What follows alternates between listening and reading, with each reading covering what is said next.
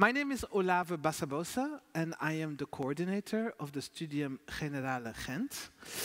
It is an honor and a pleasure to welcome you to the third lecture of the Studium Gent program for 22-23.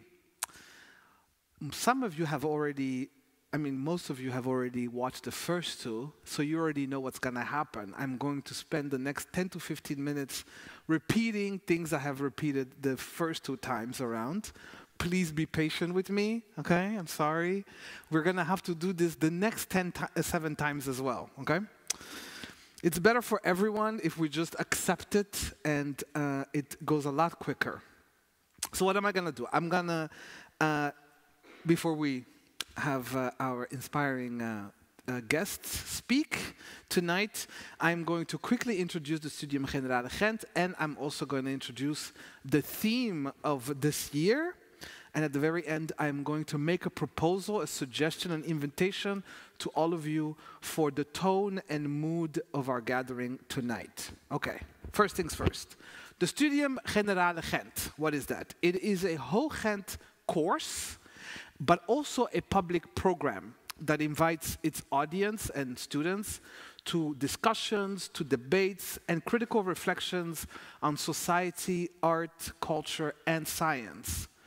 We do so by curating and hosting 10 open lectures each year that center on a specific theme.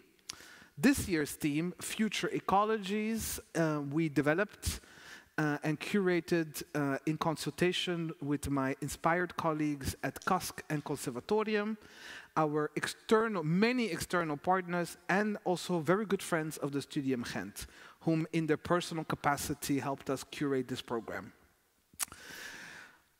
The theme, Future Ecologies. I like to start with a quote by Malcolm Ferdinand, author of Une écologie décoloniale, which is now also translated in English and is available, I believe.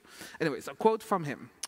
The dualistic opposition that separates nature and culture, environment and society, establishing a vertical scale of values that places man above nature.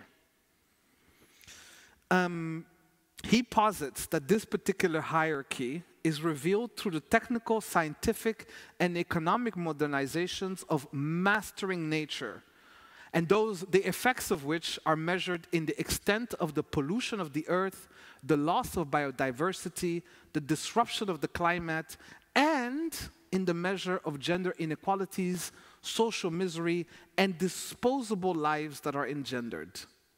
Now, many, like Malcolm Ferdinand, inspired us at Studium Gent to explore future-orientated ways of thinking, propositions, and imaginings that presuppose the inextricable intertwining of humans with their environment and their non-human neighbors.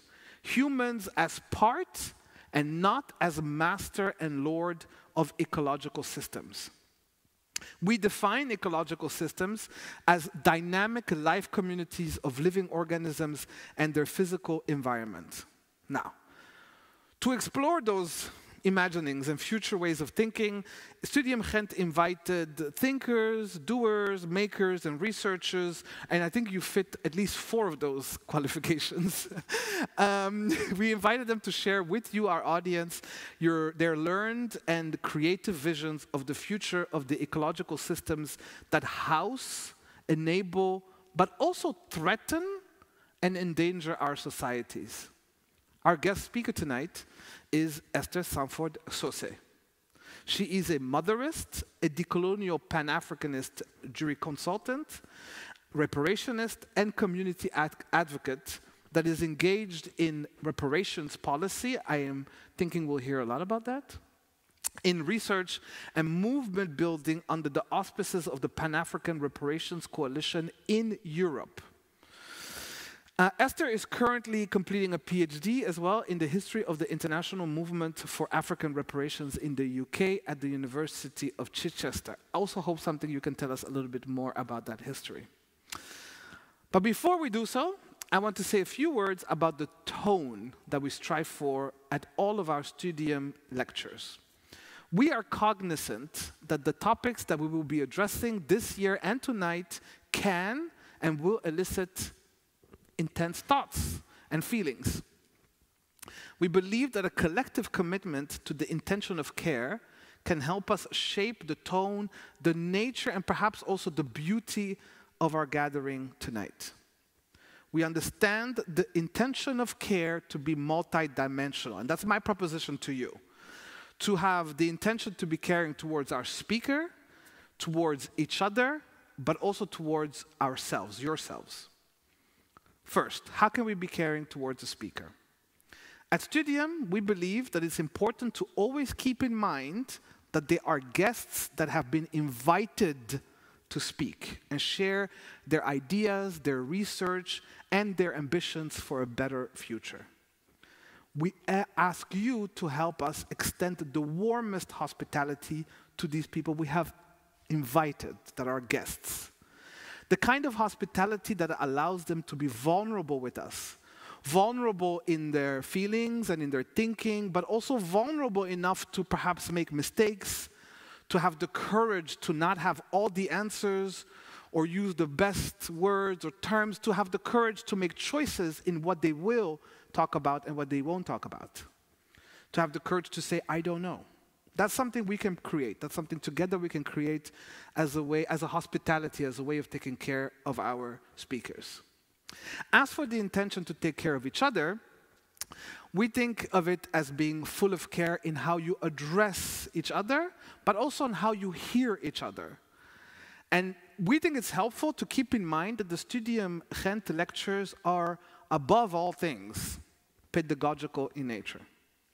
And it is sound pedagogical practice to respect each other's dignity, to believe in each other's earnestness, to nurture each other's curiosity, and to feed each other's desire to learn. Last but not least, we encourage you all to practice care for yourselves. Pedagogical spaces require of us to practice self-care in the form of introspection, a kind of curiosity towards what makes us feel uncomfortable or what even causes pain. I want to encourage you to not sit only with that discomfort, but to study it. What worldview or view of yourself is endangered in this space, or by this statement, or this fact, or this perspective? How did you come to acquire this belief? And who or what is placed at risk by this new piece of information, by this new particular perspective or this insight? In summary, we ask you to be full of care for our guests, for one another, but also for yourselves. Okay, that was it's long, eh? I'm sorry. Every lecture, it's gonna happen every time. It's time for what we all came here for. In tonight's Studium event, Esther takes us on a visionary future in which reparations for the colonial past and the neo-colonial present have found firm footing in global and local ecologies in dire need of repair. Please welcome Esther Stanford-Xosei with a warm Studium Gent applause.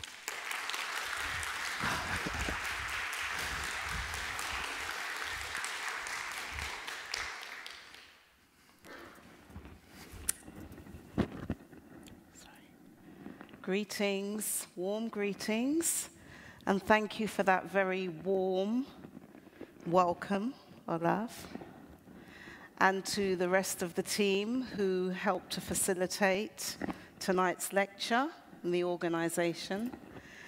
So I'm really grateful to be here. I always like to engage with new audiences around the passion that I have for reparations. And I spend all of my time doing this work as somebody who is heavily involved and invested in reparations movements, in particular the international social movement for African reparations, but also, in truth, the wider reparations movements, which is all other people's reparations struggles that some of us refer to as the PRIM, the People's Reparations International Movement. So I'm going to share with you a vision of repair, but I'm not going to make any assumptions in terms of what people know and what they don't know. So I'm going to cover some basics, because the term reparations in English is probably one of the most misunderstood, misrepresented terms that we can ever find. And so it's important to recognize how reparations activists define the term. Because in public discourse, there is a very reductionist discourse around reparations.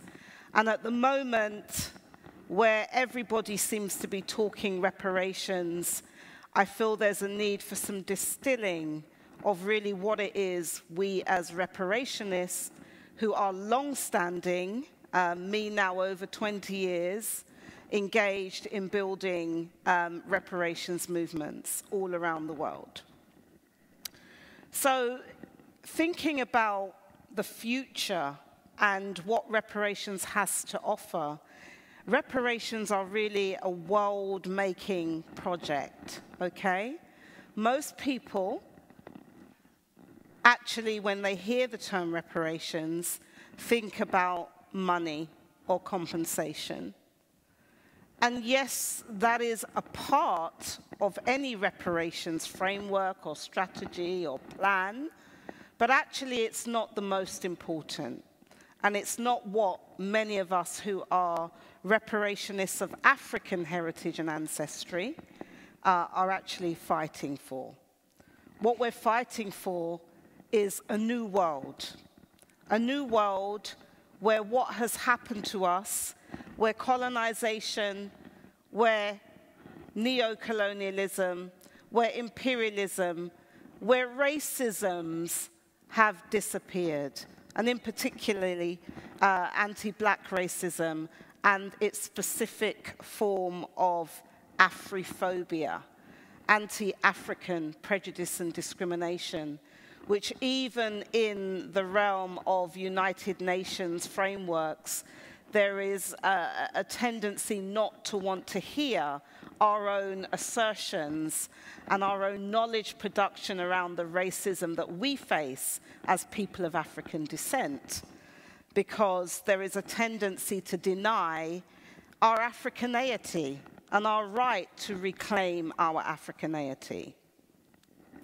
So when I think about what reparations are for and what they will do, I'm really thinking about reparations in a way in which the harms of what African reparationists refer to as the Maangamizi, and I will explain what that term means, where these harms no longer exist. Now, many of us in the International Social Movement for African Reparations, which is a bottom-up reparations movement. It's not states, it's not Caribbean states, it's people of African ancestry and heritage from all across the world who have been championing reparations for actually hundreds of years. Now, the modern-day phase of the reparations movement for African people began in the 1400s, in truth, if we're looking at reparations historiography, which begins on the continent of Africa with African resistance. There is this notion that Africans were just sitting, waiting to be enslaved, or just totally complicit in our enslavement, and that's not true. And so the movement goes back, as I said, hundreds of years. But I'm coming out of a UK context in particular, which is actually not a specific national UK context. Because in the UK, because we are small in numbers as people of African ancestry, literally, the official statistics will say about 3 million people. But there's a lot more if we include people of dual heritage and so forth. But actually, in the UK, the movement that we have around reparations is very expansive. This notion of reparations for black people in Britain does not exist. Why? Because many of us that now live in Britain came from somewhere else, whether it was directly the Caribbean or other parts of Abya Yala, the so-called Americas, or from the continent of Africa or any other part of the world. And so it means that our thinking and our organizing and our mobilizing around repair has always been Pan-Africanist, in the sense of recognizing that there was a common root, a common experience, and that we had to fight for a common liberation because of our dispossession, not only of our right to belong to Africa and our citizenship, but our dispossession of our connection to a homeland, okay? And not only has it been Pan-Africanist, it's also been Pan-Caribbean, the movement. It's also been what's called Black internationalist, because many people from around the world have actually found a home in the United Kingdom for various reasons. So when I talk about reparations, I'm talking about reparations in terms of the Maangamizi. And this is a term, it's a Kiswahili term, that really describes our experience. Now, every oppressed people use a term to describe their experience. So for Jewish people, they'll refer to the Shoah. Palestinian people will refer to the Nakba, okay? People of African heritage refer to either the Ma'afa, which is another Kiswahili term, but actually some of us prefer not to use that term because the Ma'afa in Kiswahili speaks to kind of like a disaster, a great disaster, but in the language it can mean a natural disaster or what would be called in English an act of God. Now the term Maangamizi was actually coined or brought back to us, I should say, restored in terms of African language systems by an African professor based in America called Malena Karenga. And he explains that we should stop using the term slave trade because actually when we use the term slave trade, what it does, it minimizes the mass violence, the genocide, you know, the torture, the rapes, the castrations that happen during African chattel enslavement. And so he actually promotes the term Maangamizi, and that really in the Kiswahili tongue means to cause destruction and to utterly destroy. And thus, it carries with it a sense of intentionality. And so it speaks to massive crimes against humanities, including genocide, destruction of life, destruction of human culture, and also a destruction of human possibility, okay? So we're currently in a phase of a Maangamizi continuum, which is this continuum between chattel enslavement, colonialism, and modern-day neo-colonialism, as well as continued imperialism. So the future of repair is really a world where we are eradicating the Maangamizi. Now, the Maangamizi doesn't just impact African people. And by African, I'm talking about Africa in a global sense. I mean people of African origin, whether they self-define as African or not. Yeah? I mean, many of us were not born on the continent of Africa, but we claim an African identity because we know that's where we were kidnapped from.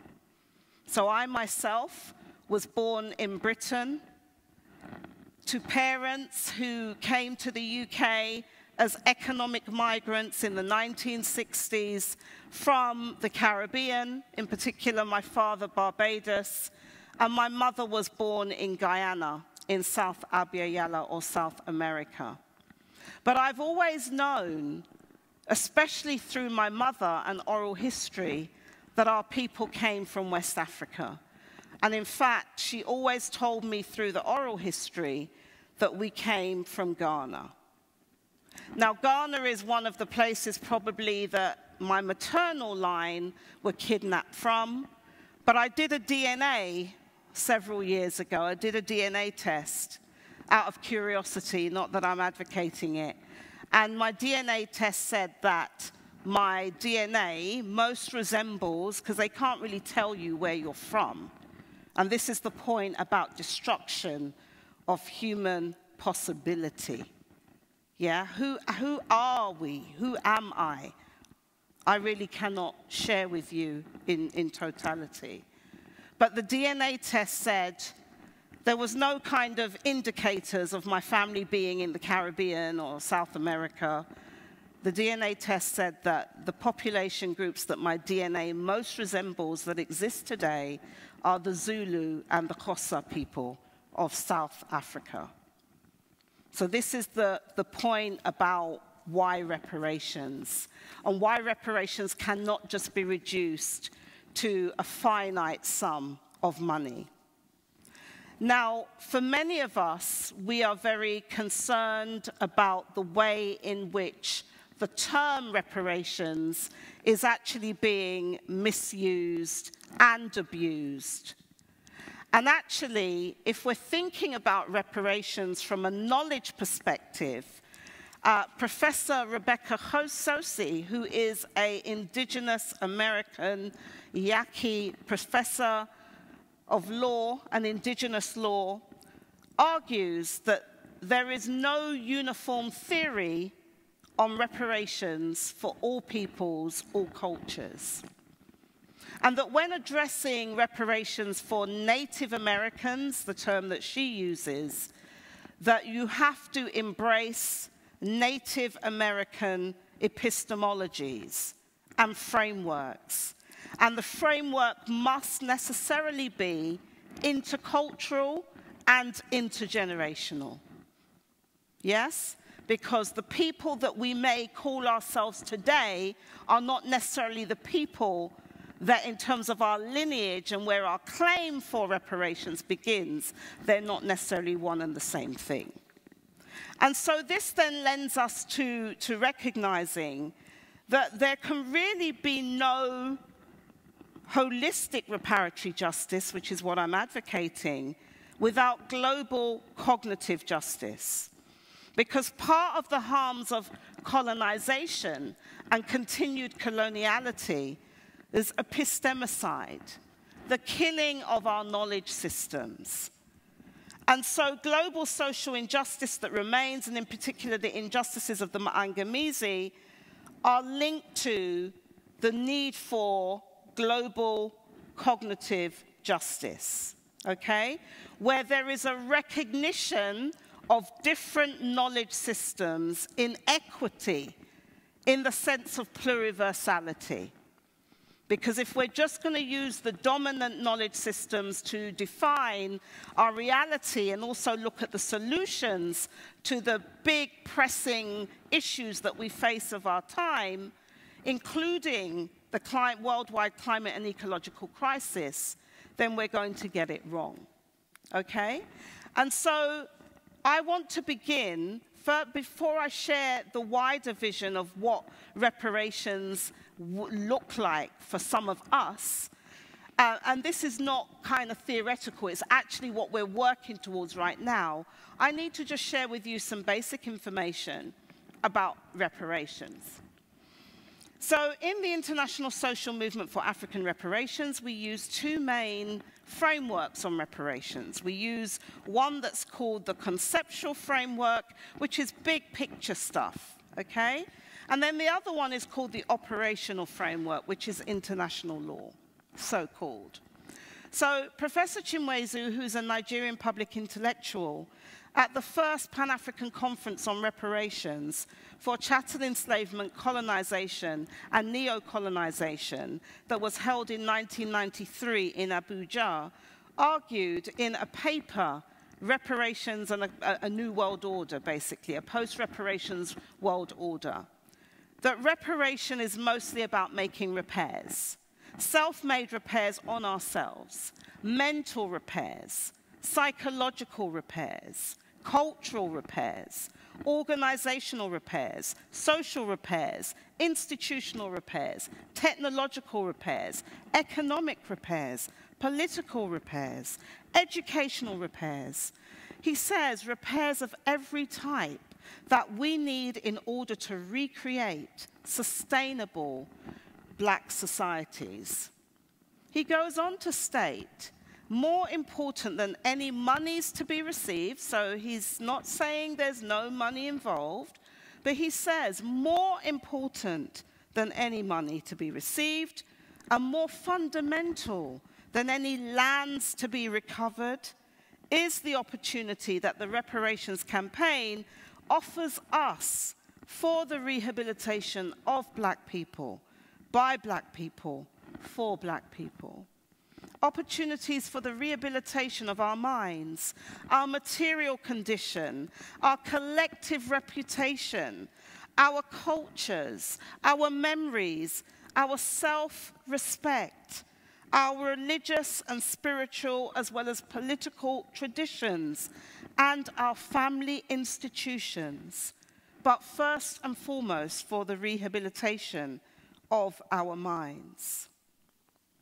Taking a cognitive justice approach, Dr. Dati Kamoji, based in Ghana, argues that reparations must also entail true decolonization, which is not what we're hearing about in universities in the global north, that are disconnected from land restoration and the ecological restoration that happens with that. It must also entail a restoration of indigenous knowledge systems. Indigenous knowledge systems of art and symbolism, of language, of music, of philosophy, of science and technology. Very important when we're thinking about ecological solutions that indigenous peoples have always known and been working with. Also, indigenous knowledge systems of spirituality, agriculture, food production, you name it, the whole range of indigenous knowledge systems. So that is the conceptual framework. Then there's also this notion of the operational framework, which is the framework of reparations under international law. And the first stage of a reparations process under international law is actually what's called cessation of violations, assurances. And there is a principle called guarantees of non-repetition, which is how do we ensure that we create a world that doesn't reproduce these systems of domination and coloniality. First of all, let's stop the harm that's happening in our lifetime, which is what is our responsibility to do. But then let us ensure that we create a world order where we live again in harmony with Mother Earth. And how do we ensure that we can guarantee that that world order will remain? That is really the most important principle of reparations. Not compensation within a world order that is predicated not only on genocide of people, but ecocide in terms of Mother Nature, Mother Earth. A lot of the extractivism, the fossil fuel industry, the commodification of nature that results in that ecocide is something that we don't want to continue into our future. And if we have a world where that continues, there's no repair.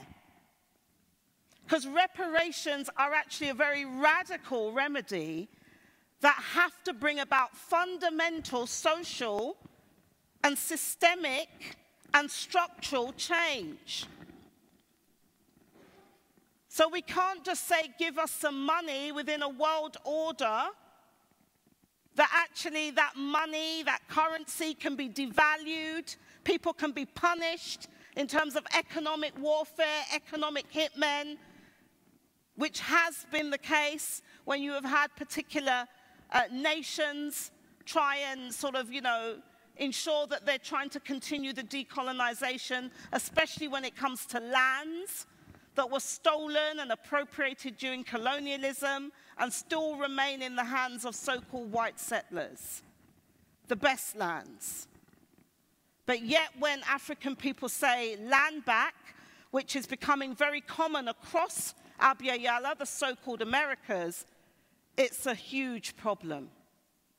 So we're told, no, just focus on money, but yet they keep ownership, which they've appropriated, because you cannot own your mother. You cannot own Mother Earth. So this is what we need to move away from in terms of our repair. And that is why some of us as reparationists who have always been environmentalists, the first peoples of the earth have always been environmentalists, but in Europe, it's a movement where you often, find it's kind of led by people racialized as white. And there's this notion that somehow there is this white person's burden about having to save the planet, not recognizing, of course, which more and more people are waking up to, that the first peoples, so-called indigenous peoples, have been living in harmony with Mother Nature, Mother Earth, for centuries. And this was demonized, it was called fetish and uncivilized and pagan and all kinds of things. And this also happened to certain categories of people racialized as white, as we know in Europe, especially women. Women who were in touch with Mother Earth, who were the healers, who were actually making remedies, that came from Mother Earth, that were classified as witches, demonized, and also burnt at the stake. So there's a reparations dimension there too. But those of us who've been involved with not only reparations movements, but also environmental movements, and myself particularly located in Europe, part of Extinction Rebellion in the UK, a co-founder of the Extinction Rebellion Internationalist Solidarity Network, and now also very much part of, with XR co-founders, the XR, or Extinction Rebellion, being the Change Affinity Network, which is really trying to take leadership again from communities of resistance in the global south, who have always been on the front lines of this struggle to restore our beautiful Mother Earth and our motherlands. So we have, as reparationists, have coined particular terms to describe this holistic approach to reparations. And borrowing from also the quote, the introduction we had from Malcolm Ferdinand, this recognition that we need planet-wide repair, recognizing that the harm has not only been done to us as African people or human beings, by extension all other colonized peoples, but the harm has also been done to the way that we relate to our Earth Mother, that which sustains all our lives. And so we have coined, and the we here is the Pan-Afrikan Reparations Coalition in Europe, working also with scholars and activists in the International Network of Scholars and Activists for African Reparations, the term planet repairs. And this refers to when safeguarding the rights of past, present, and future generations, there is a need to proceed from a standpoint of pluriversality, which highlights the nexus of reparatory justice, environmental justice, and cognitive justice. So everything reparatory, but also everything about environmental justice, which is a movement, again, that was very much led by people racialized as non-white, also in the global north, but in the global south. And then the cognitive justice, Because even the way that we're seeing our problems and therefore the solutions that we are developing, we have to go back to our own epistemologies and frameworks. And this then is about how we then articulate the impetus to repair holistically our relationship with and inseparability from Mother Earth, the environment, and the pluriverse, giving due recognition to indigenous knowledges in contrast with Western-centric Enlightenment ideals that separated humanity from nature and thereby justified exploitation for capital accumulation. So Planet Repairs then is part of a holistic approach to reparation, which includes our relationship with and inseparability from Mother Earth. This relationship and the separation of humanity from nature is also in need of repair and reconnection. The systems of African enslavement and colonialism occurred in parallel with Western Enlightenment thinking, which created a Western-centric system of labor exploitation and capital accumulation. Planet Repairs points to the disastrous effects of that separation that affect the global south to a far greater degree than the global north, requiring first and foremost a stop to the harm and then a process of holistic repair. Now, repairing this relationship means ensuring that human beings do not think that we are at liberty to do anything that we please within the planet or even beyond the planet. It's about recognizing planetary boundaries, as they say. And there are principles in African and actually in truth many other indigenous cultures that everything in nature has a legal personality. It also, we must reverence nature. So repair involves restoring an equilibrium that was disrupted and building upon it into eternity, which is the basis of what some of us refer to as Ma'at. Ma'at. Now, Ma'at is really an ancient, today you would say Egypt, is Nile Valley civilizations, but ancient African people who called themselves, Kemites, because Kemet was the land of the black people in Egypt. And Ma'at is this ancient African Kemetan spiritual and ethical concept, which is an interrelated order of rightness that requires and is the result of right relations with and right behavior towards the divine. Yeah? The divine. Nature, but also human beings. It has several meanings, including truth, justice, righteousness, which is about rightness. Yeah? It's not a religious term. Reciprocity, very important when we're thinking about restoring balance, reciprocity. Don't take more than we need. And anything we take, we have to ensure that we're part of the replenishing. Balance, order, and harmony. Mother Earth, Mother Nature is a harmonious living being. And all the ecosystems live and operate in harmony. And that is what has been disrupted. It is the quintessential moral ideal which guided and guarded the ways of the ancient Kemites. As such, its principles serve as a guide for us today. Now, Karenga, who has popularized and restored our knowledge around Ma'at, also has taught us about the ecological framework on reparations that comes from African people, which is called Suruj Ta, okay? Now, Suruj Ta means to repair and heal the world, making it more beautiful and beneficial than it was before. That is a reparations task.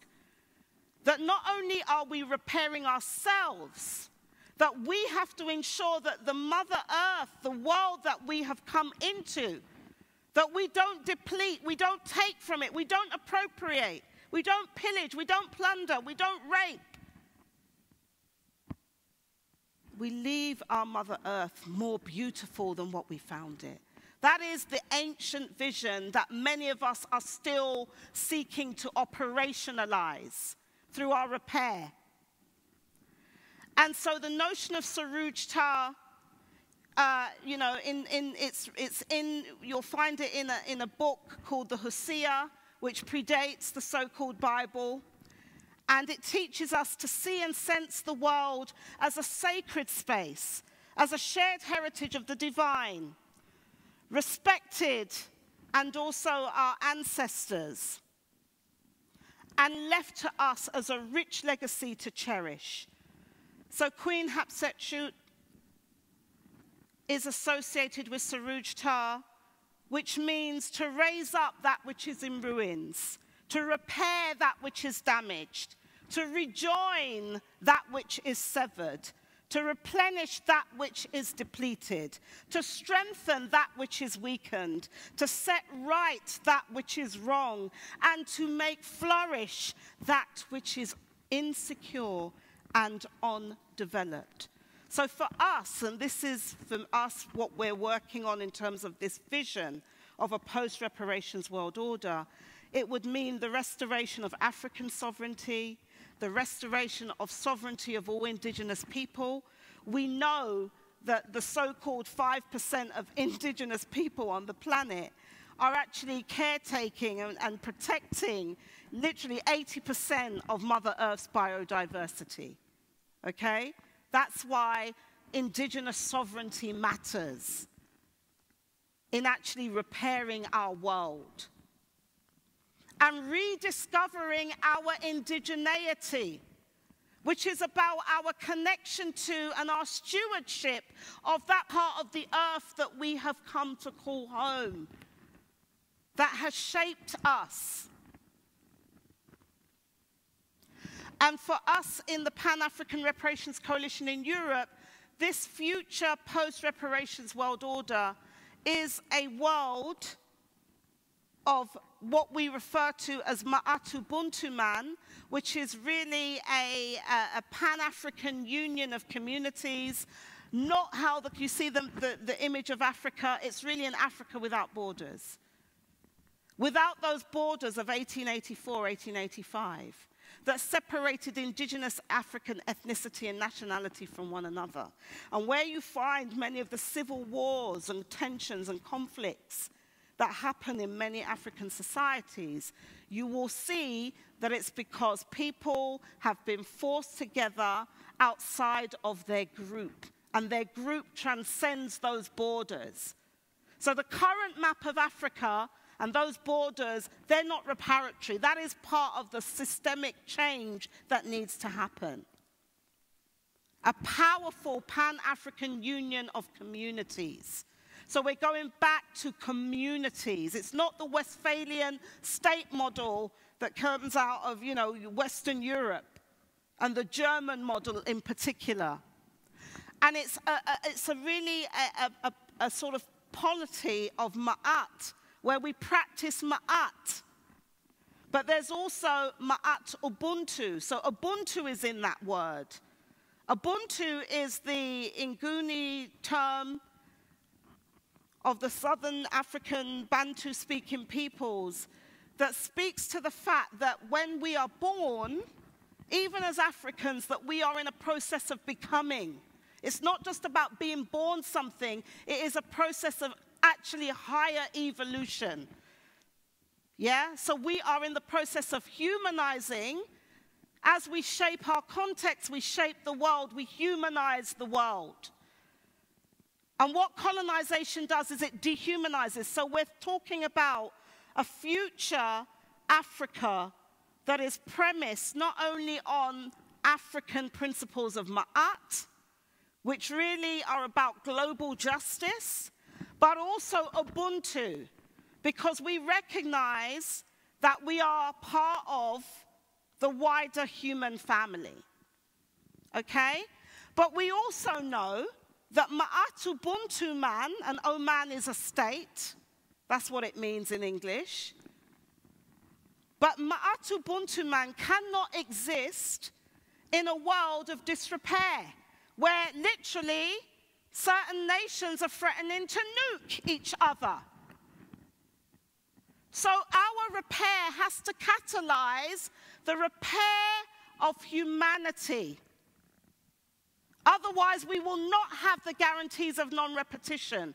None of us will be safe in whichever corner of the planet we originate from and we choose to call home, even if we're living in Europe or North America.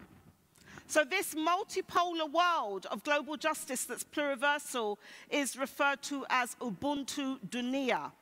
So that means dunia is an Nguni term for a world of global justice that is pluriversal, where we literally have many worlds within the world and where everybody can actually assert their sovereignty. That has to be premised on earth sovereignty. Any people's sovereignty is not about them just as a nation by themselves and promoting particular forms of national chauvinism. But we actually derive our nationhood and our sense of sovereignty from our Mother Earth. And if Mother Earth has lost sovereignty, then none of us can really be guaranteed a people's sovereignty. So that is what we are arguing for, that there would be a restoring of the balance of Mother Earth. The ecosystems, they would be replenished, renewed, because you would have people living on them who are not actually, prioritizing capital accumulation. And we have to see the world beyond capitalism. This is part of what will be the new repaired economies. And in fact, in our, Matubuntu Man advocacy, we're also looking at what's called Ubuntu economics. So we're going back to also, the way in which mothers care, the Motherist model of economics, which is based on relation and mutual exchange and care. Not commodification, not capitalization, not privatization of the commons, of literally air, land, water, everything that we rely on. There must be a recommoning of all of Earth's natural systems. That is the vision that we hold for reparations. And it's not a pipe dream. This is language that we are using in the UK that is being globalized. We've been working with Green Party elected officials who saw our vision and liked it, because as environmentally kind of focused party, they could see how a vision of African reparations was not separatist, was not about promoting racialism and hierarchies of groups, but was about a way of restoring balance and equilibrium. And so they've embraced the notion of planet repairs. And in October 2020, they became the first British political party to support a campaign that I'm a co-founder of called the Stop The Maangamizi We Charge Genocide Ecocide campaigns, demand for a process of dialogue between the British state and society on what we mean by reparations. So they developed a policy on this, and then as a result of this policy, in terms of our local councils, Now local councils are passing these motions that are supporting that demand. Yeah, which is what would be called an administrative process to be able to solicit views of different constituencies in the society on what does reparations look like. Now for us, this is our big picture. And it doesn't just stop with Africa and this big global world. It is actually the second image. You can see the connection between Africa and the rest of the world. Because the second part of that strategy is saying that for those of us who are dispossessed of our homeland and even our citizenship and our right to belong, we have a right to belong to Africa. I have a right to belong to Africa, but right now, where would I go? And the way that the country borders are means that you have to try and get citizenship in one particular country. That needs to change. So we're working at the level of the African continent with structures such as Matubuntu Mitau Gafrik, which is a structure of indigenous paramount chiefs and traditional leaders who are working with us around a model of repair and what we call rematriation, which is returning to our motherland physically, but also culturally and spiritually, but literally reintegrating into communities. Not the nation state, communities, and being part of the defense of those communities who are now resisting corporate extractivism, land grabs, and so forth. So that we who have been away hundreds of years are also reintegrating and getting to know the stories of our family members that we were separated from. Remember, I told you my story. So we're claiming back all of it. And these kind of satellite communities that we're developing in the diaspora are referred to as Ma'at Ubuntu Jammers. And really what they are models of non-territorial autonomy. Non-territorial autonomy, which there are many models of that in Europe. Europe is actually the home that has really given birth to this particular form of autonomy, where you have people groups, population groups, that are, scattered and diasporas, but yet living within a particular nation state. But you don't have a model of recognition of non-territorial autonomy for African people in Europe. And that's what we are organizing towards. So in the UK, I am part of a Ma'at Ubuntu Jama UK, which means we are self-repairing communities, and we recognize that reparations in the context of climate and ecological crisis means that nothing that we have right now is sustained, we can guarantee will be there. So we have to, as communities now, engage in our own transformative adaptations. Going back to sourcing our food, growing our food locally, being on the land, caretaking land. Yeah? Building community so that we can actually protect ourselves in these coming times that will be perilous. But we will rediscover our common humanity. These Ma'at Ubuntu Jammers exist, and on the continent of Africa, you have similar processes, and they are called Sankofa Homes. So these are communities that are Pan-African communities where you have traditional leaders who are embracing many other African communities from outside the nation-state border, but we are working together collectively because we have a common mission to restore our home, our earth home, and institute worldwide planet repairs. This is the phase of the movement that you are not hearing about. This is what we as African reparationists want. We don't want the quick fixes because we know that that is furthering the genocide and the ecocide. And then what we're also doing, not only have we been able to influence Green Party At the level of the UK Houses of Parliament, the Stop The Maangamizi Campaign, working with publicly elected officials, some racialized as white. Let me say the Green Party members that we work with were racialized as white, who embraced this vision first. And then it spread out to the Labour Party, where we have more people racialized as black and other, groupings.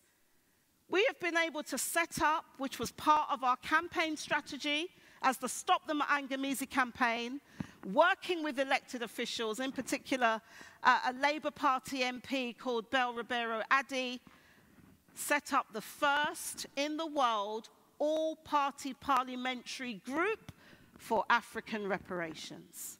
The only such group in the world that exists like that, where we bring together many of those parliamentarians, of which some are skeptics, but believe that we have the right to have a say in a so-called liberal democracy on reparations. But looking at how do we now develop a global policy because of the nature of the British Empire on repair that embraces African and other indigenous and other colonized peoples' epistemologies. So even though we are centering Africa, we're doing that because Africa is global. And Africa is the home of all humanity. And so many other people who have been colonized, indigenous people, Asian people, and so forth, are also involved in this work because we work together, cross-community. We work with Aboriginal people in Australasia, Oceania, and the Pacific. We work with indigenous peoples of the Americas around this vision, where we all actually have an interest in restoring ourselves, but not actually dispossessing other population groups in order that we can build a homeland. Yeah? Ma'at. This is what we are doing.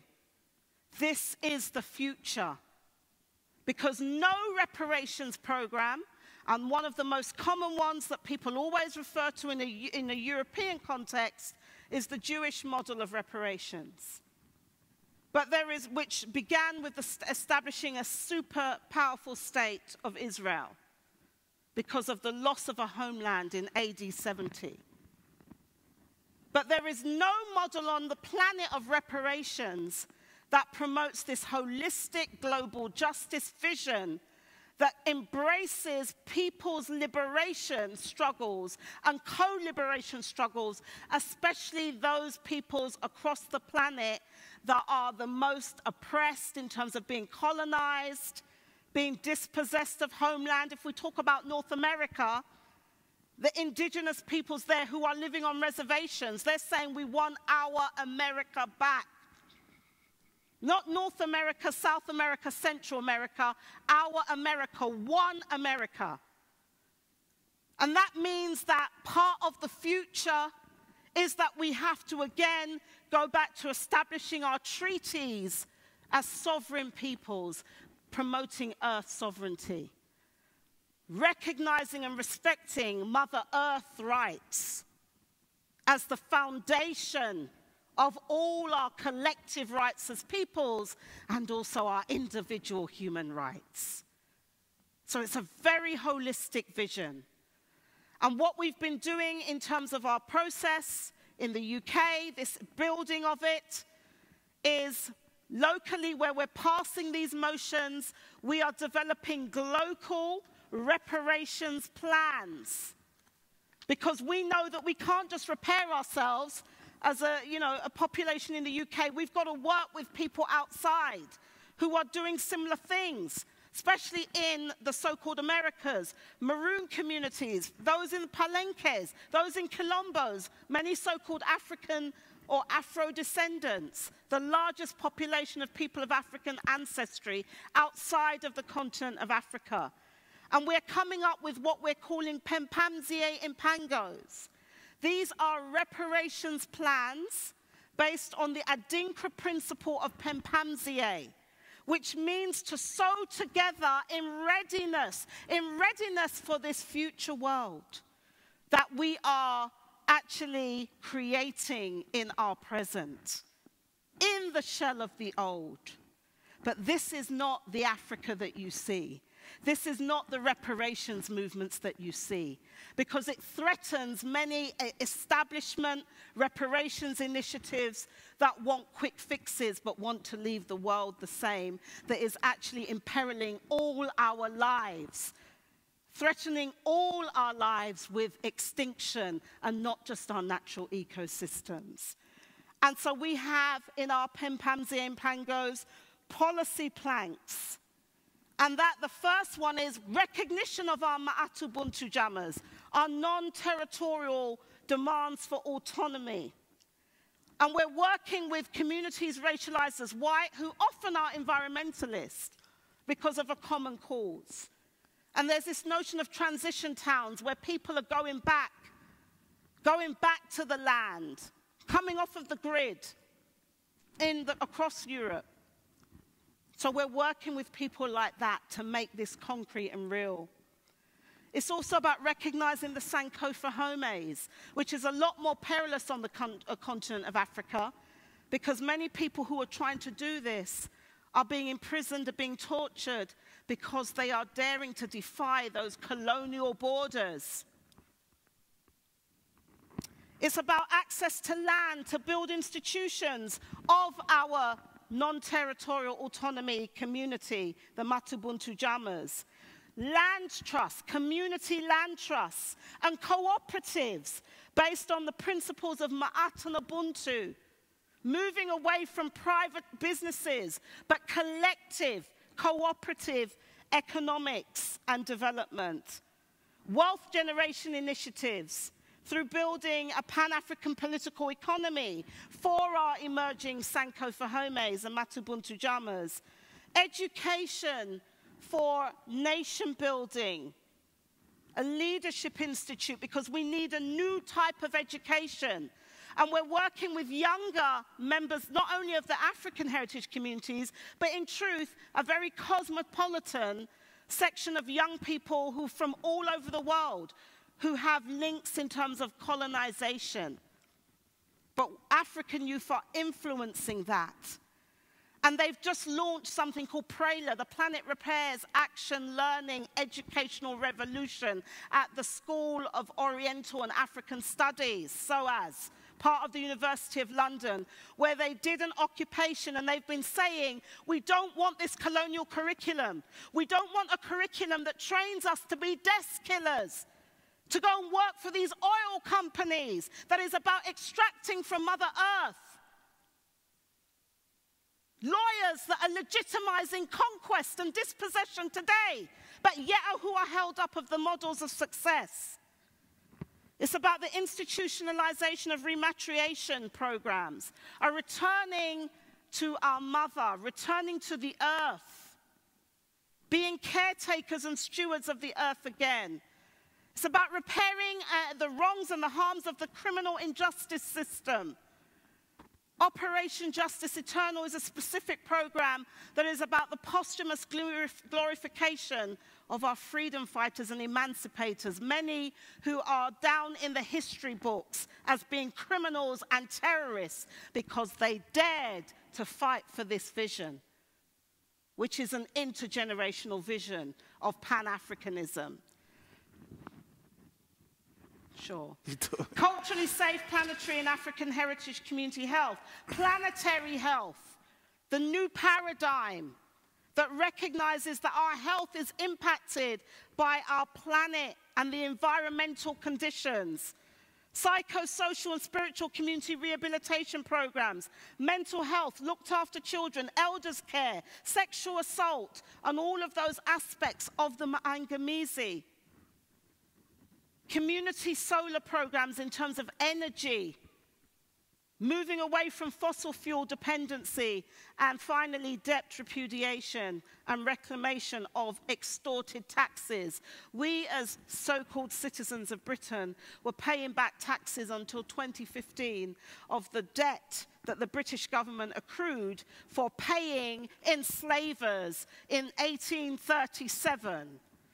We, the enslaved, were having to pay back a debt. I have to close because of time. Because of time.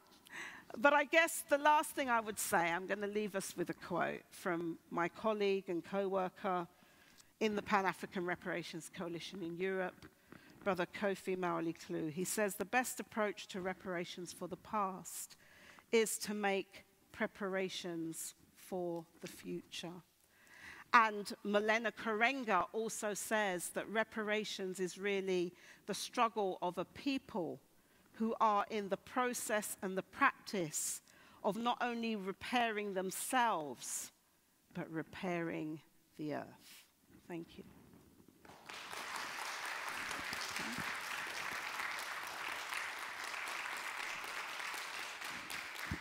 Yeah.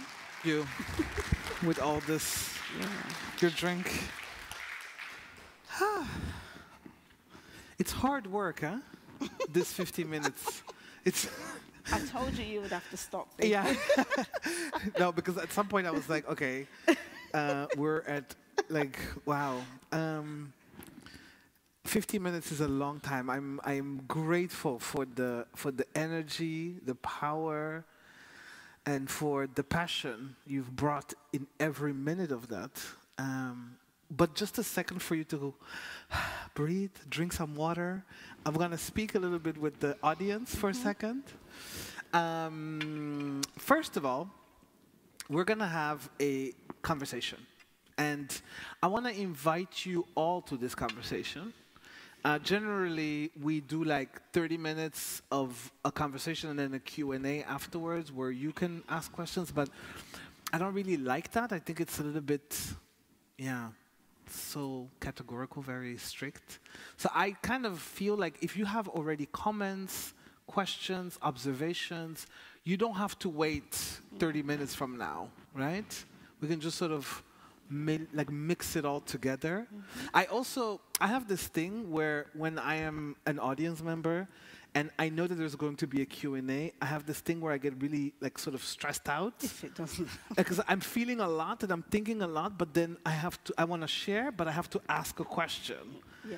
And then I'm listening and I'm trying to come up with a way to frame it as a question, but maybe you don't have a question, maybe you just want to say something, right? And I want to welcome you to that. I want to encourage you to observe, to resonate, to share, even if it's not a question. And on our end, we can hear that and respond to that, or not, right? It can just be something that you shared. So feel free to do so. I find it really important, though, to say that I think, it's nice when audiences share. When audiences ask questions, when audiences comment and observe, it's really nice. And I know that for a lot of Belgian audiences, that's hard, isn't it? People are like, yeah, it's hard. I get it. In the Netherlands, I don't have to say this. In the Netherlands, immediately we stop talking, people already have questions. In Belgium, it can be very, very quiet. But I want to challenge you. I want to challenge you to speak up anyways, right? You don't have to have the perfect formulation. You don't have to, you can just resonate with us. It is a gift from you to the person who has spoken, who has spent 50 minutes telling their ideas, their visions, their knowledge. It is a way for you to give them back your knowledge, your visions.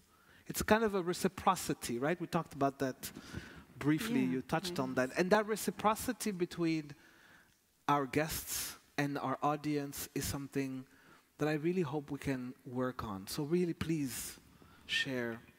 Again, it's asking a lot of courage from you, but I want to really encourage you and invite you and thank you for being courageous enough to share something. People are already going, no, I'm not. Go ahead, go ahead. So that's that. We have somebody with a microphone, Silke, from the team. And if you have something to say or something to ask. Oh, we already have 2 people. See, that's the vibes. That's the vibes we're on. Yeah, go ahead, shoot. See, this is how we're going to do this. One quickly. Also for the people online who are on the stream, please, I can see your questions here on my screen. So please share, okay? You were referring to the so-called Americas with another term. I was wondering what it was exactly. I didn't hear, I couldn't. You were referring to the so-called Americas with another name, with another. Oh, Abya-Yala, which is a term that many indigenous people of America call it. And from a decolonial sense, I'm recognizing that. Okay. Is it good, the question? Thank you. So I have another question more concerning the decolonization of the university. Do you understand me? Okay. So I was wondering how you see colonization in terms of the curriculum, but like a bit outside of extending the literature base. Like not only, I don't know if I formulated it. Perfect formulation is not necessary. I get what you're asking. By example, for a personal example, I come from an engineering background, and then I'm wondering how you can like decolonize those directions, like. Yeah. Do you feel up to? You mean you don't have to answer, but. So no, I mean in Europe, decolonizing is all across universities and other kind of institutions.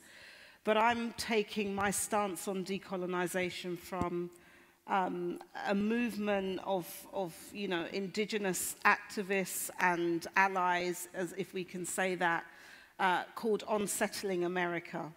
So they have a blog and they have a definition of decolonization. And there's a really well-known paper that's written by, I think, somebody called Even Tux, 2 people, called Decolonization is Not a Metaphor. It's not a metaphor for, racial equality policies or equality and diversity or, inclusion and what have you. It must be linked to indigenous liberation and land back, yeah? So decolonization has to have a material focus beyond the academy. And what we've been seeing a lot in Europe is that it's very internally focused just on curriculum, okay? And it's symbolic. It's not really making structural changes. It might be changing a few authors or arguing, well, we need to have hiring of, non-white staff or what have you, but it doesn't change the fundamental power imbalances and premises of colonization and coloniality. So for people who are being colonized still across the planet, what they want is their land back. They want their right to belong, their right to be custodians of. And it becomes, in a way that we've been sharing before, the way in which, say, reparations now is being NGOized. Yeah, where it's losing its actual radical potential and meaning that the communities that actually shape these terms and have defined them and have been organizing around them, what they mean. It becomes something that we can pick up, I'm not disrespecting anybody or questioning anyone's motives. It's a good thing that people are being engaged in this, but I'm saying it is woefully inadequate. And it does not go to the root of colonization, which is about power. Imperialism is about power and the power over and to dominate and to keep people in their place. Yeah, and I think, like I'm not an engineer and I did not do any engineering studies, so I wouldn't know exactly how they could decolonize the curriculum.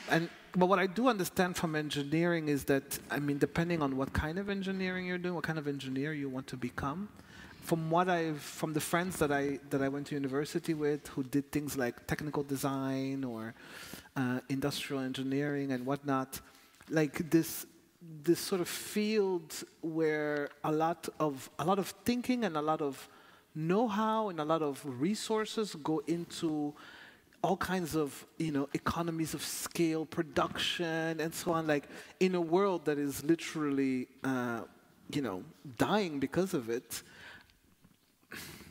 How would you decolonize engineering? I think a lot of it has to do with asking ourselves, why do we want to live in an engineered world? Right? What are we trying to engineer out of our reality?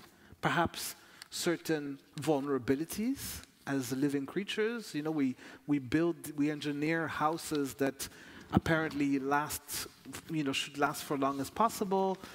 There's some concern about weather conditions, but also capital, right? So you want to build something, but it should last for as long as possible because the people who put the money up shouldn't lose value of their... These kind of things are all hard-coded in that kind of field. And those are concerns, I think, that if you decolonize them, you might really find yourself perhaps somewhere completely different, where you do not build for longevity, for example, right? Where you build for things to go away at some point. That could be, I don't know, but engineering is such a big field. But, if you really ask yourself these deep decolonial questions, this philosophical attitude also, it's not a question of whether or not, you have, I don't know, whether this particular black engineer is taught at your school or not. It goes a little bit further than that. Did this answer make any sense? Okay. Yeah. Okay. No questions? Okay. Or comments or observations? Oh, somebody over there.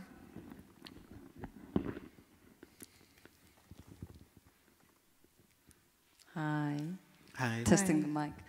I'm gonna try to construct my question because I have a lot of open words noted. But first of all, thank you so much for your energy. I really feel like the urgency which you bring the message really resonated with my life experiences, what I have seen within like permaculture communities, to friends organizing under the name of Ubuntu, some kitchens for all people to involve and build community to share like very good, healthy, sustainable food, for example. But so my question really involves more, you talk about and power and staying within that power. In the previous question, for me it's more about how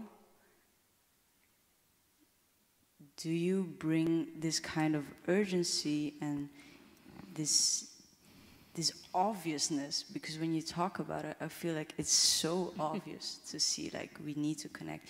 We need to make space for the people who have been, losing their histories themselves, the culture, everything. How do you,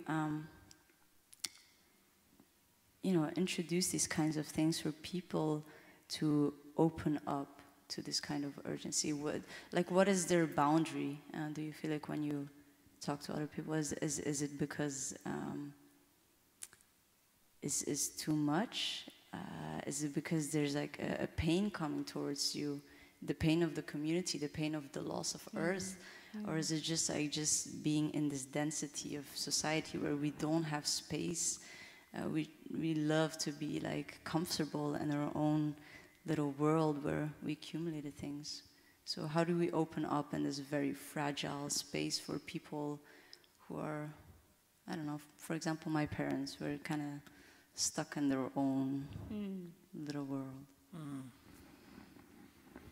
You're getting immediately really tough questions. Yeah. Immediately. It's actually all of what you said. For me personally, though, I would say I was born with a sense of mission and purpose. And I have a strong sense of ancestors. And this is something, I don't really like to talk about spirituality because that's a personal thing, but I was born to do this work that I was doing, and I was, part of even what my mum had a vision. If I tell my birth story, my mum had a vision. That's part of why she called me Esther. If people know in the Hebrew Bible anything about the story of Esther, Esther was a liberator of her people. Okay, and my life has mirrored that. That's why I still keep the name, right? Because I hated the name Esther. I think it's really old-fashioned. But when I was a small child, 3 and 4, my mum told me this story. At age 6, I knew I wanted to change the world. And I wanted to be a lawyer, which was my first. I trained as a barrister when I was, like over 20 years ago, right? And so everything I've done has been with this mission. And I wanted to become a lawyer because I grew up in an area, that was a working class area. Back then in the 70s, people spoke about class a lot more than they do now.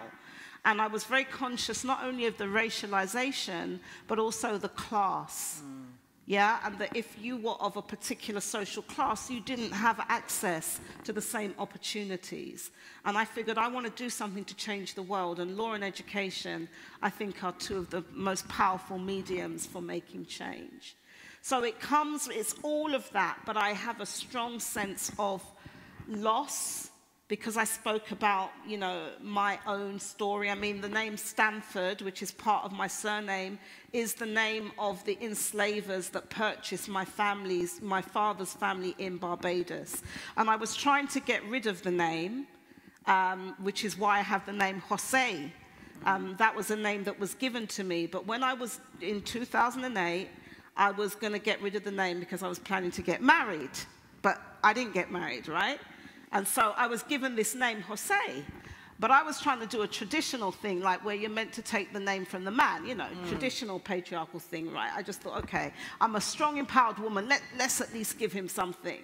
So he changed his name to my name. Okay. And we didn't get married. And then I was like, Tina Turner, I want my name. Okay. So I went back to the elder and he says, okay, put an I on the end. So that's how I came to have the name. But in that year, 2008, there's a map makers in London called Stanford's, and I walked in there, and back then you had checkbooks, and I went to pay for some stuff, and they saw my name, and they said, are you related to the owners?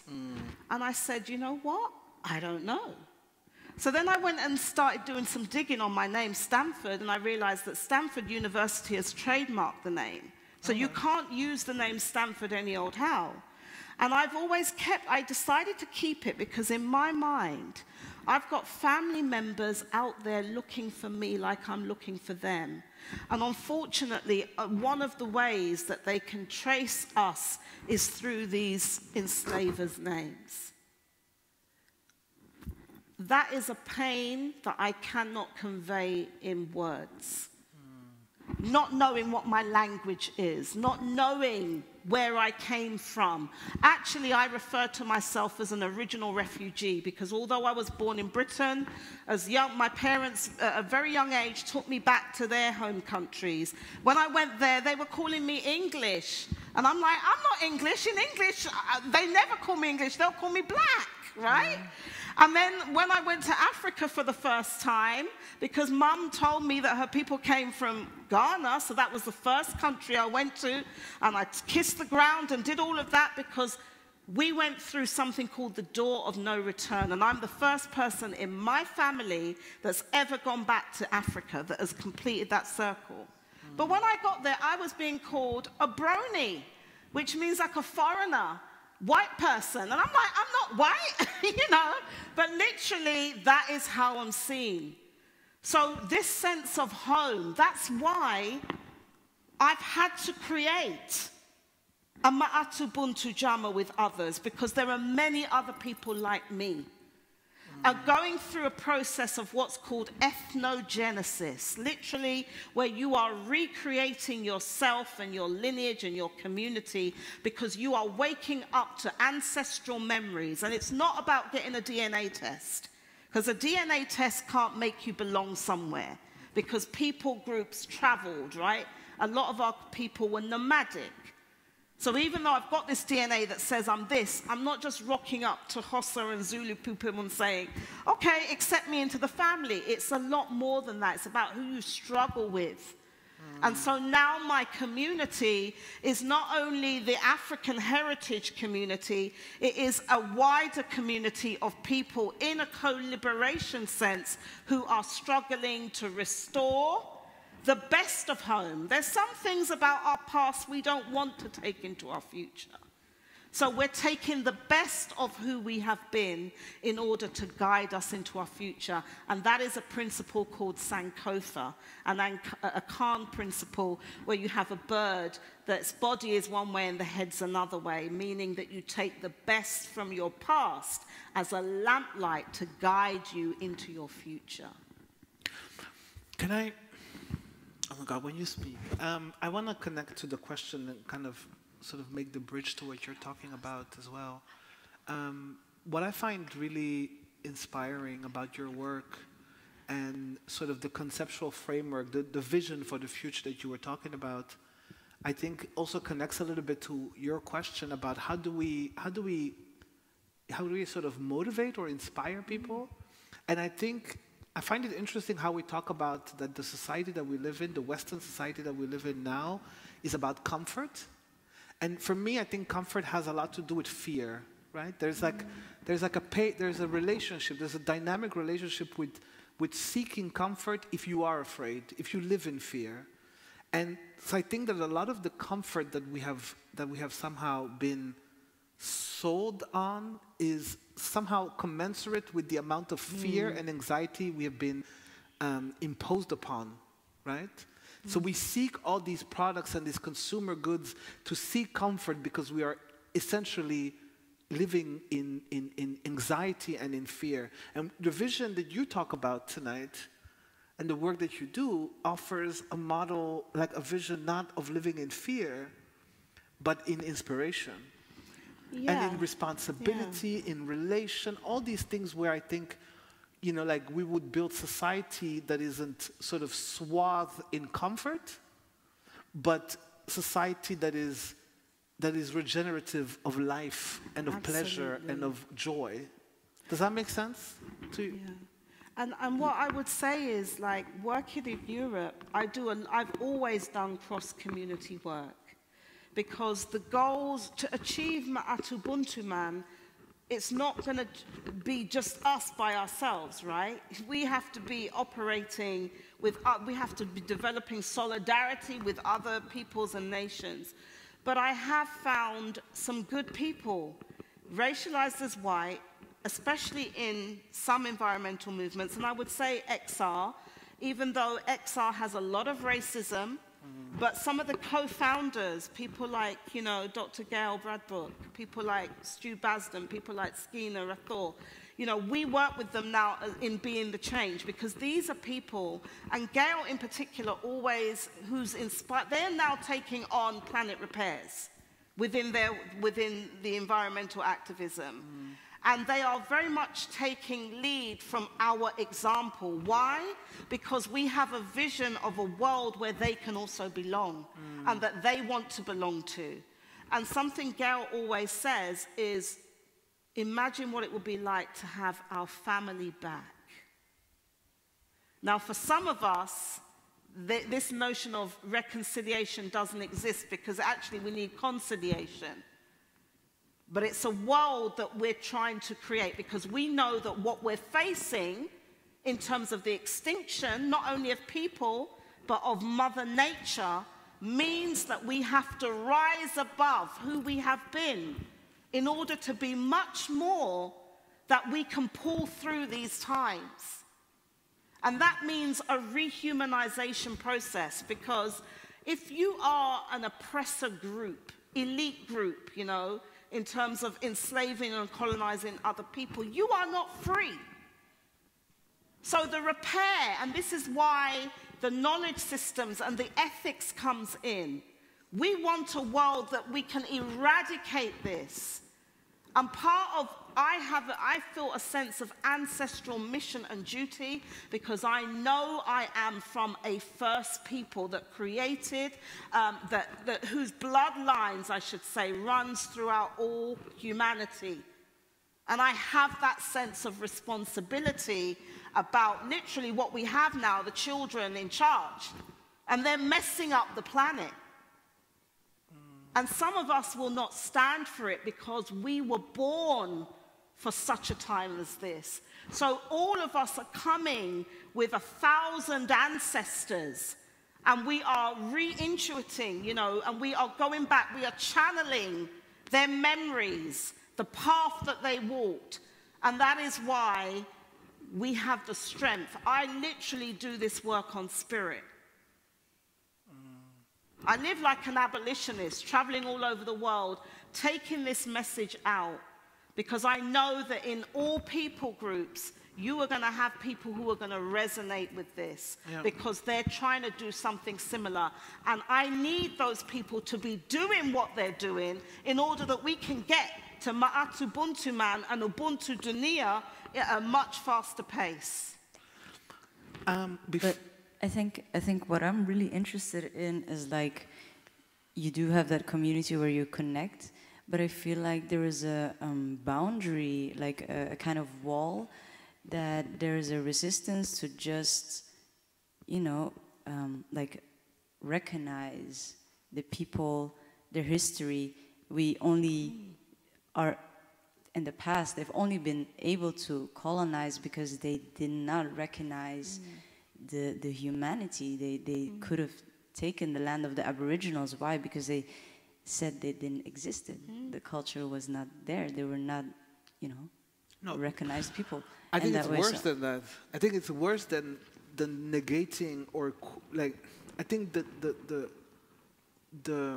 what the white supremacist legacy isn't so much a denial of culture elsewhere, because we see it everywhere, where whether it's Halloween or whatever, people will dress up as other cultures. It's cute and it's fun and it's interesting. People will go to India and Nepal to have some soul-searching travels, you know, like, so there's no denial of culture, but something worse than that is what you talked about, these systems of knowledge being destroyed by devaluing them. 90% of the kind of things that we're talking about restoration to earth, the kind of the sacredness you're talking about, for the Western trained ear, that sounds like utter gibberish.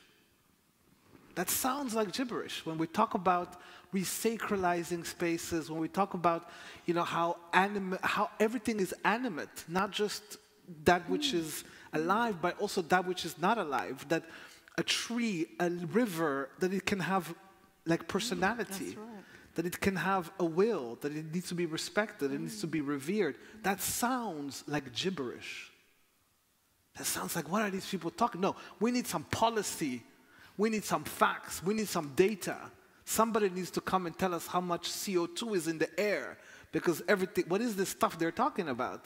And that is what I think the white supremacist legacy has done so effectively, is, like, people just don't hear it anymore. They stop listening. When you're talking about ancestors, when you're talking about these connections to home, when you make poetry of it, it sounds like gibberish, because where is the policy? Where's the engineering? Where's the, you know, where's the hard, rational, objective stuff? So I think that's what the boundary is. There's no, it sounds like gibberish, so there's no connection to it. Yeah. And so just to leave the mic, I think this conversation replied itself. I feel like how to cross that boundary, even with my parents and people who are not open to it, is just to be present in that moment and, like, get out of that gibberish, because when you stand at the river, you can feel like it's moving, it's an energy. When you go outside, you look at the birds, you know, they have their story, they have their lives. So just to really connect at that point. And yeah. And what I would say to people who are racialized as white, literally, you know, you have to, this notion of whiteness is a huge problem. I'm not talking about whiteness in terms of biology. I'm talking about whiteness in terms of ideology, right? So whiteness has to be eradicated because you're not white, right? So that is a myth that is also imprisoning people racialized as white. And in the work that I do, what we often encourage is you need to have those conversations. You need to be doing that repair work amongst yourself. And what I've often found, because I work with specific my community and other so-called non-white communities, but then I've also done work with white communities around whiteness, and they will often say, well, I'm not white, I don't have a community, I'm just universal, or the space isn't there, because it's always about the other, yeah? The other people who have Black History Month or Diversity Month or whatever it is, yeah? And so creating that space where people can literally feel the fear and go back into their own humanity and reconnect with your own ancestors. That's what I think many of you are running away from. Because if you were to do that, you would rediscover what it is all peoples who go on that path rediscover. And I think this is really interesting what you're saying about reconnecting to the ancestors.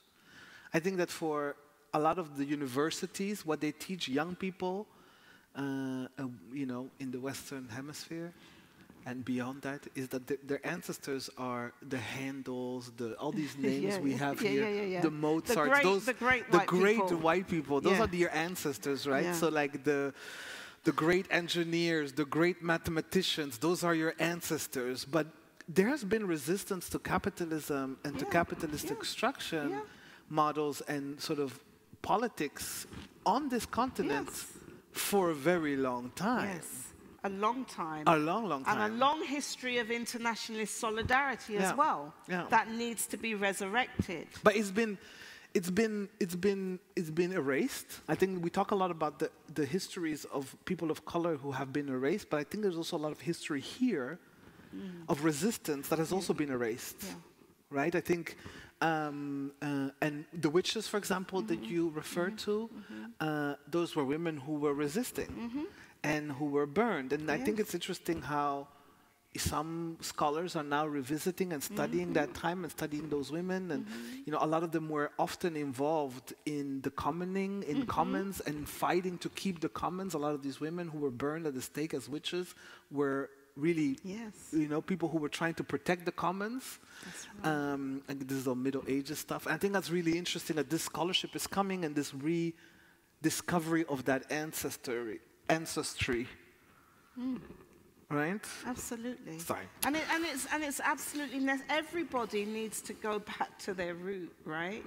And we got to deal with stuff. We have to deal with what needs to be dealt with, but there's no future without doing that. So for those who want to know how to talk to parents, keep talking to them. But more importantly, be the change. Be the change that you are advocating for or you wish to see. Because if we're just talking and preaching at people and they're not seeing what it is that we're advocating for, then there's a lack of belief that it's possible, and there's a fear about stepping out into the unknown and loss of what that will be, whether it's loss of privilege, loss of status, loss of a sense of belonging. But that is a necessary path of human liberation and emancipation. Be the change, and that's why, you know, African reparationists have found, you know, some solidarity, international solidarity amongst people racialized as white, people Asian, racialized as Asian, and so forth, who are being the change. Yeah. And therefore, we are advocating models of co-liberation. Yeah? And that means there's something in this for everyone. Okay, there's something in it for everyone. Good. I want to talk a little bit about the resistance work that is being done around the world within communities who are at the forefront, who are really, you know, whose delta rivers are being completely polluted, whose you know, like Congo, the east of Congo, is a beautiful place. It's now all mines. It's just all mines. And mines are extremely destructive. Yes. They destroy everything around them. Huh? That's what we all have in our phones. The Middle East that has been raped by wars and wars, expansionist and imperialist wars. I mean, people are right there and fighting and resisting. And I just want to, like, specifically, I know you've done some work in Nigeria, specifically in the Delta, Niger Delta, and the activism that has happened there. And I kind of want to think through with you how we can be, in a decolonial sense, how can we be in solidarity with people who are right there, who are being murdered, who are being tortured by governments and companies, who are being polluted, whose waters are becoming, you know, undrinkable, and so on, so much. How do we create solidarity? First of all, I think it's about amplifying those voices of resistance. A lot of these voices, especially the ones who are not just engaging in peaceful civil disobedience, who are having to take up literally arms. That's happening. We've just seen America try and invade Haiti again. Yeah? Literally because of who they are calling gangs, who were stopping oil. We've got a movement in the UK that's called Stop Oil that claims that they're teaching the world something. You had Haitians stopping oil, which meant they were also kidnapping people and doing all kinds of stuff because they had to, right? So it's about pushing, I think, the Overton window on what we consider to be acceptable. What will people do? Literally, we have an earth is at stake, literally. So then people haven't got the time to go through this. Yeah, I mean, don't get me wrong, I'm an advocate of non-violent direct action, but I also defend the right of those who have to engage in national liberation struggles in defense of their own lives and humanity. So it begins with us, you know, as part of the work we do with Extinction, Rebellion Internationalist Solidarity Network, is we support global South sister networks based in West Africa, in Ghana in particular, and the people from the Ogoni people, in particular, we work with them. So we support them. Some of it is about resources so that they can do the necessary community mobilizing. But more importantly, amplifying their voices in the global north and sharing their examples of resistance and rebellion. And what we're actually advocating is this notion of globalization, but also what we call merging rebellion, because as part of Extinction Rebellion, it tended to kind of promote white saviorism. And we've always argued, hang on a minute, you need to learn from people who have been waging resistance and rebellion for centuries. And literally, as Arundhati Roy argues, you know, this new world, this new earth is already here. And we resist not just like, you know, whatever. We resist with our culture, our songs, our joy, yeah? We resist by being the change. And that's something that I think needs to be learned. I mean, we're working, one of our partner networks is based in India. So when the Indian farmers were out there, we were right there connected with that. And also we have a network based in Colombia, one of the countries where you get a lot of assassinations of earth defenders, as they're called, and other human rights defenders. We literally are having to not only protect activists, but link them up. And then what we do by internationalist solidarity, we promote it in the way that it's not like, well, come and do something to support us. We're linking them all together. So you've got the Indian farmers carrying messages from the Niger Delta. They're all linking together, because what you often find is some of the corporations that are doing the extractivism today and the dispossession, they are border crossing, yeah? They're in Africa, but they're in India, they're in all other places as well. And so the people themselves are making those connections, yeah? And we're learning from each other. Yeah. So that learning that we do in resistance is important.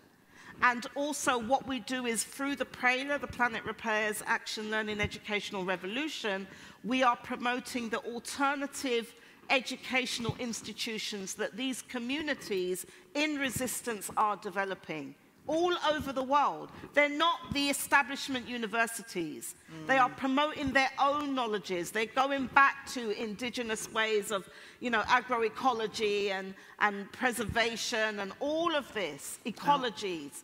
All these kind of what's being promoted as new sciences here in Europe. And philosophies as well. Exactly. They're doing this. And they are developing the true alternative decolonized curriculum. And this is something I find really, one of the things that across you know, mainstream NGO development scientists, across the whole sector, most people are quite optimistic about the so-called educational progress, like how far education, access to education has come in the world, right? So there's in a lot of these metrics as to how well we're doing as a world, though we're doing terribly on a lot of things.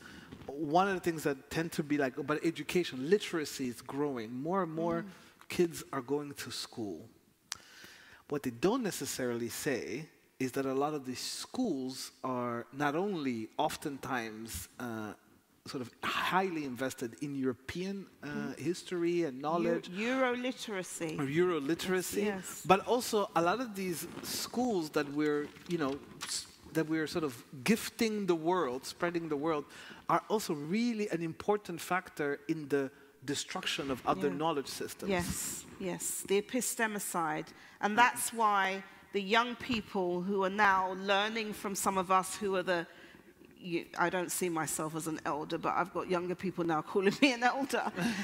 They are carrying that on, and they are saying, we don't want this type of education. It's miseducation. It's state-sponsored miseducation because it's not teaching us the truth about the world. No. It's not teaching the truth about empire.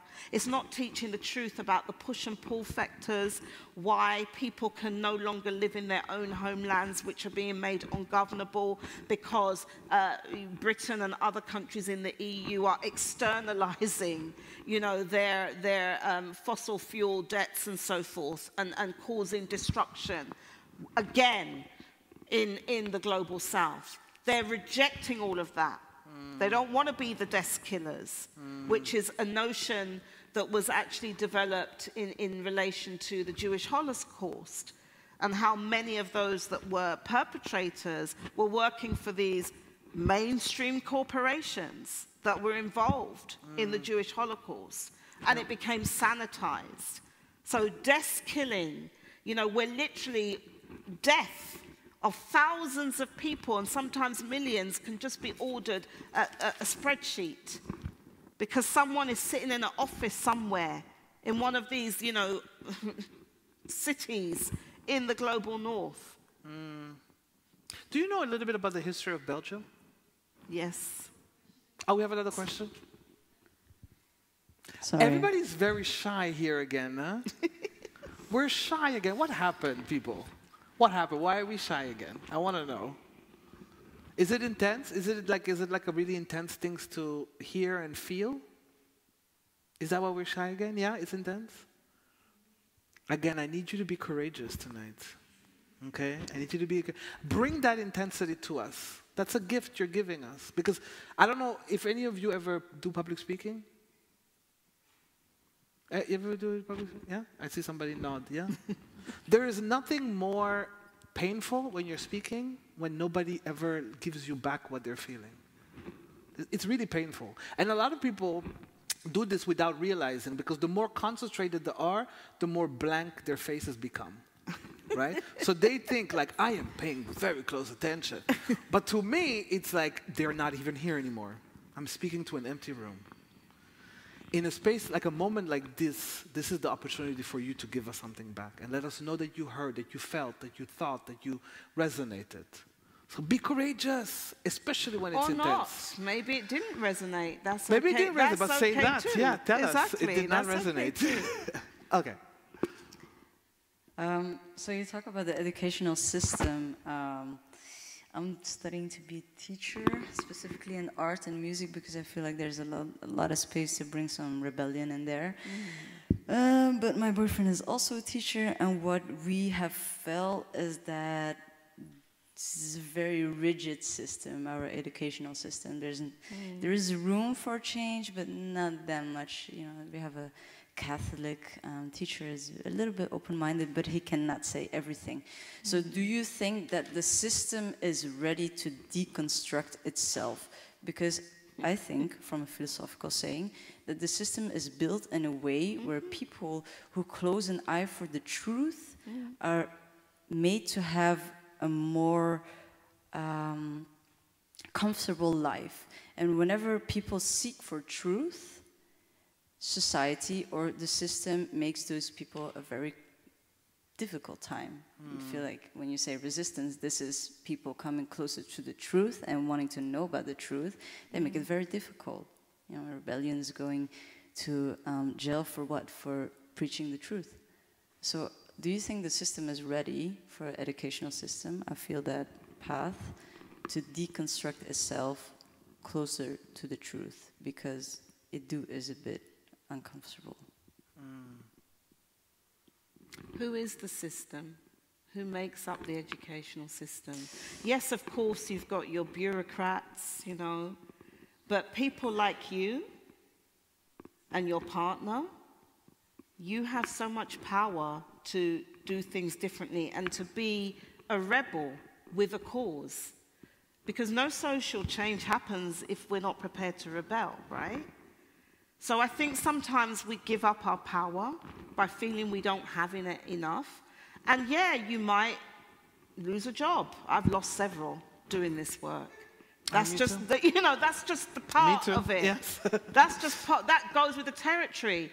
But guess what? When those things happen, you will find that sometime down the line, those same people will often come looking for you again, or you will find yourself on platforms with them where you're able to show that you've gone way beyond anything they were able to do. So we've got to stop giving up our power, right? I find this, what you just said, really interesting, because exactly this has happened to me. I have lost jobs, and now, given the work I do, I am constantly getting invitations from the same places I worked at to come and give inclusion and decolonial, you know, like, and they're paying me, and I'm very expensive, and I'm like, you could have had me on staff, but. So this does happen. Sometimes they call you back and they're like, please, could you come and train us and workshop us? We have very few minutes left. Huh? This is the moment. This is the moment to just gather up the courage and yeah? No? Okay. I thought I saw you like, I'm going to do it. Okay, no, okay. I'm going to say something. Think about it, a few seconds, but we don't have much time left. This is the moment for you to share, okay? I have so much that I want to say something about, and maybe you want to respond to it or not. Obviously, we have a pretty wide audience here today, right? But I was thinking, halfway through you talking, I was like, thinking this speaks so much to the youth, the black youth that I know that need to hear this. Whether they are diasporic or whether they are from the continent itself. And I heard you say things that I felt really, really, I think would inspire some crucial, painful conversations that we need to have as black diasporic and on the continent, as African diasporic and on the continent. Like really painful conversations about power, about greed, about resistance as well, about also self-respect and dignity. So much that I feel is really, I hope that, I don't know if this is for you important, this is the part of your work, that I hope a lot of Africans hear what you're saying. Yeah, it is very important. And I engage with, as a Pan-Africanist, I actually engage with a lot of Africans from the continent. who have had to come into exile because they're not able to live in their own home countries, because they have challenged neo-colonialism, they have challenged nepotism, they have challenged corruption, okay? And many of them, their lives have been threatened, they've had family members killed, and they don't just come to Europe and stay comfortable, they are in Europe organizing, organizing as part of this worldwide rebellion that has been happening and that is kind of merging different rebellions, right? And so the work that we're doing, I mentioned the younger people because it is intergenerational.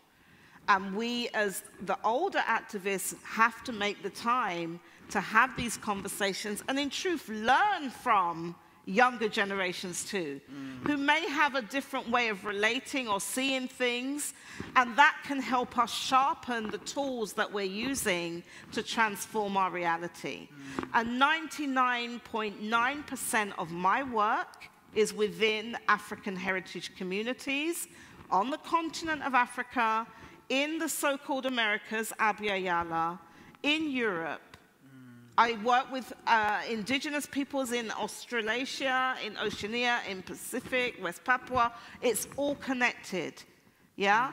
But that work is very, very important, and especially in terms of Africa, where we have such a young population, right? Extremely young. But it is an uphill struggle because the way in which, you know, this kind of capitalistic, American-centric, sometimes European-centric approach to everything is also, I think, corrupting the minds of many of our young people, okay?